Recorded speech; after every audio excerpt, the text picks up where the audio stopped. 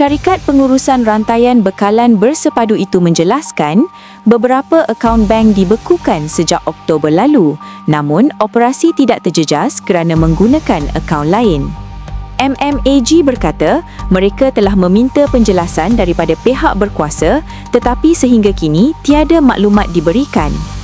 Pendedahan awam pertama dibuat pada 10 Mac selepas laporan media memetik kenyataan Datuk Abu Hanifah Nordin yang mendedahkan akaun MMAG dan NextG Bina turut dibekukan.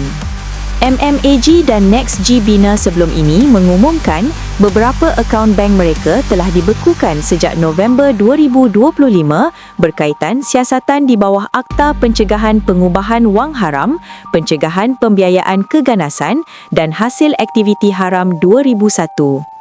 Isu ini semakin hangat selepas Victor Chin mendakwa lebih 500 akaun dagangan saham dan bank dibekukan, dipercayai berkaitan sindiket mafia korporat. NextG memperoleh pegangan 9.53% dalam MMAG daripada isteri Chin, Chan Swee Ying, pada Mac tahun lalu.